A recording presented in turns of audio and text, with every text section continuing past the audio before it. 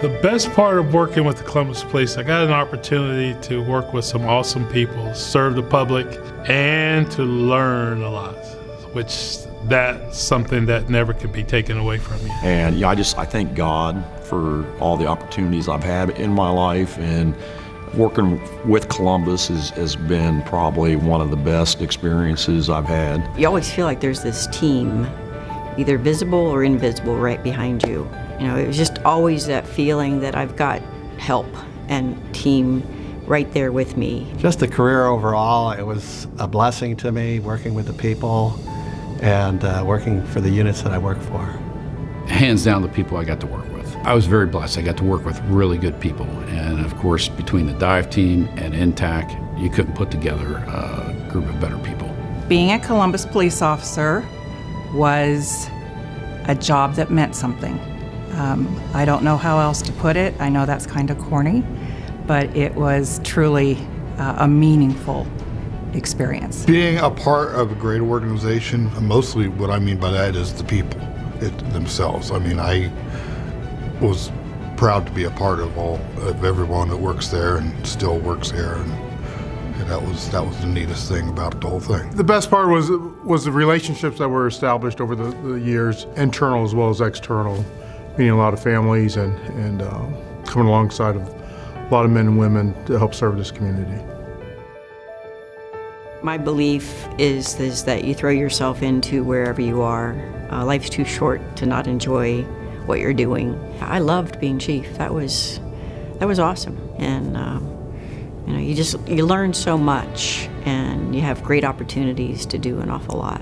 I'd have to say my favorite assignment was the economic crime unit. It was a double murder case, and I did the financials on it, testified in court, and that made it pretty important. You know, throughout my career, every job was a good job, or else I wouldn't have put in for it. My last job with the motorcycle unit, the time I spent there, the time I spent in SWAT.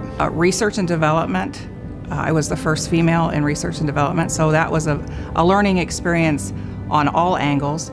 But probably the most fulfilling assignment was my last one in missing persons and exploited children. That was an incredible assignment. My favorite assignment would be my last one, which I was in it for a long time, would be the fraud unit, because I had that opportunity to learn a lot, also to try to keep up with the trends and things. And anytime I wanted to do something like for the street work, we can go out and, you know, pick up people and do things like that. The dive team, hands down. It always comes down to the people. The job sucks when you look at what you're doing, but the people you work with is what makes it. My favorite assignment has to be the child abuse unit. You know, I think that unit does a lot of good work, and it's very satisfying when we're able to get kids out of a bad situation and get help for them. I liked ordnance a lot. I mean, I was there for just shy of 17 years. I also had probably the most incredible job of being hot pursuit, you know, and I did that for 14 years. So, you know, I've been pretty lucky with my career. Working with the kids was my most rewarding experience with CPD. It was a lot of fun. I enjoyed being out and about in the public and you know, interacting with the kids. And I think that's the most enjoyable part of the job. A lot of good experiences, especially when you help folks and they say thank you. Someone from out of town, I helped them with their identity, and she sent gift cards to have dinners. Unfortunately, I had to explain to her that we couldn't accept them, but it was just a nice gesture for her to send those up. So any kind of things like that is more, you know, the paycheck's nice, but that was a rewarding experience. I think the most rewarding part was being chief during this time of scrutiny. I feel like we rose to the occasion, and that we handled a lot of the issues, the accountability issues, the transparency issues, in a way that was professional. Just working with the people in general. You know, they've always been great people to work with. I've always had great supervisors. I've always loved serving the public, and it's just been a great career. I don't know that I can pick one, just one. There were several experiences that were rewarding. Made me glad I picked this job. Pulled up on a scene one time and a state trooper had a meth lab in his hand, holding it, going, "Hey, any idea what this is?" And we had told him multiple times, "Hey, you might want to step away from that," or the officers out there did. And our officers recognized that, and it was because of that training and because we were able to do that here. They gave us the opportunity to train these guys to do it. I think most of everything I did in ordnance. I mean, I was able to help and train, and I think that was my most rewarding part. Getting that final payout check was very rewarding. Did you deserve it? Deserved every penny and more. So keep it coming. About me? Oh boy. I don't know. I've just always told them everything I could about me, I guess. I don't have an answer for that, I'm sorry. Well, believe it or not, I used to be pretty shy. I know it's hard to believe, but I hated getting in front of people, and I was a shy person, and CPD helped me grow out of that. A lot of people don't know I dance. I like to dance. I love to shop. As a hobby, I DJ, and I'm into sound equipment, setting up sound and things for large dance events. So I do travel out of town with my trailer and all my sound equipment. And so that's a fun thing that I do for fun and relaxation too. Maybe people don't know that I actually do like to golf, ride my bike, garden a lot. I am an introvert. I definitely take on a different persona for work purposes. I love speaking engagements. I love, going to community groups and talking to them, and I love sharing stories and things like that. But in a social setting, generally I'm more comfortable reading a book or sitting in a corner. The one thing that most people don't know about me is the educational aspect of it. That I have 2 master's degree and worked on a doctorate degree. Well, here I worked all the way up to my dissertation's been published in academic journals. I don't know, I'll go with what most people know. I do miss the job. I absolutely loved what I was doing. I love the Division of Police. The City of Columbus and the Division of Police have been great to me. I'm usually kind of bashful, so I've really never mentioned it to hardly anyone. I was the most valuable athlete at my high school. I was most valuable in cross country and wrestling, and that made me the most valuable overall athlete, and I was also the most valuable academic athlete. So that's a little bragging I usually never do. I'm an introvert. Totally and completely. Yes. Yes. So how's that? I'm looking forward to spending more time with my family and, my wife-to-be, and doing some traveling together and, just enjoy what life we have left. I am taking care of along with one of my other siblings, my 88-year-old mother. I would like to open up a entertainment facility, not a bar, but a place. I see there's a need in the city for people who can't afford to, go to hotels and things and have weddings and parties. Open up a reasonable place for them to go, and then for them to enjoy the better things of life like everyone else. My mother is still a large part of our family life, and so I get to spend more time with her, and I get to do a lot more traveling. I've already been on 2 cruises since retirement.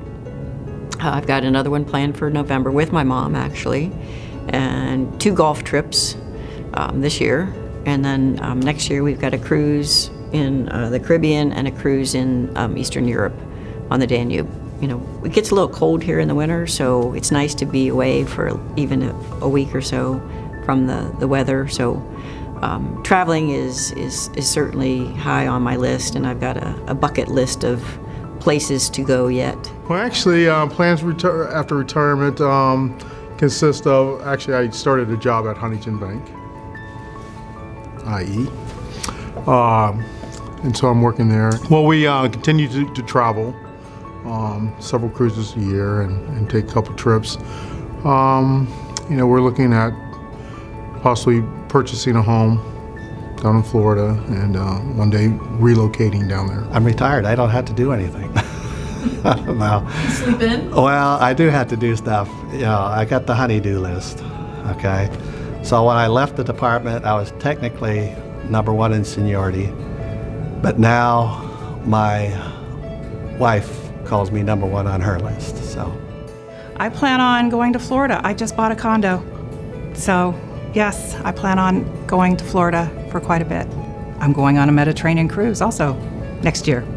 So, just new experiences. That's all I'm looking forward to. So I've been able to travel a little bit. I scuba dive, and so I've been spending a lot of my time in the Caribbean, probably 6-8 trips last year, probably 10 trips this year, back and forth to Florida a lot. And so I've been traveling, and I'm gonna stick with that, traveling and diving. Right now, I am working at a background screening business, about 26 hours a week, nothing major. And just my wife's going to work for a while. I have a 13-year-old and a 15-year-old still at home. Yes, I'm insane. It's called starting over again. And so we've got that. Lots of travel, sports, and things. So. It's easy to go out here and I don't want to say start a fight, but it's easy to take a situation and escalate it to a point. And I'm not saying it's done intentionally, but it happens because sometimes these people out here, they only have one shred of integrity left. And once they lose that, they really don't have much left to keep them, behave or not to want to fight you. And but just.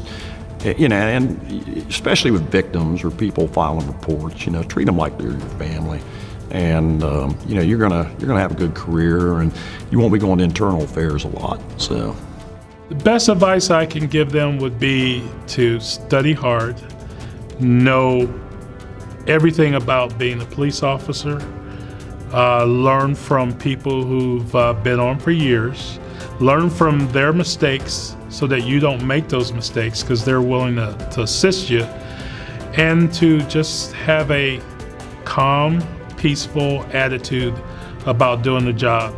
Change the things you can, the things you can't, you just try to work on those. Throw yourself into whatever you are and find a way to enjoy it. With a transition to a new chief, with a transition to new assignments and whatever else there might be, it's really important to remember that adapting is what we do. We're resilient, we overcome, and so don't let change, don't let something new upset you. Find a way to really enjoy what you're doing. Stay true to yourself. Respect other people, listen, and do the right thing. I would say always try to stay in shape and always be polite. Just do the best you can. Be honest. Be true to who you are and what you know you're supposed to be doing. Like I said, I spent a lot of years in internal affairs. Just do what's right. Think about what would happen if you had to retire earlier. So put away a little bit of extra. Think about what would happen if you had to leave today. Listen to the old heads. They've been through this. They know what's going on. Follow their lead. Don't be afraid to speak up. And have as much fun as you can.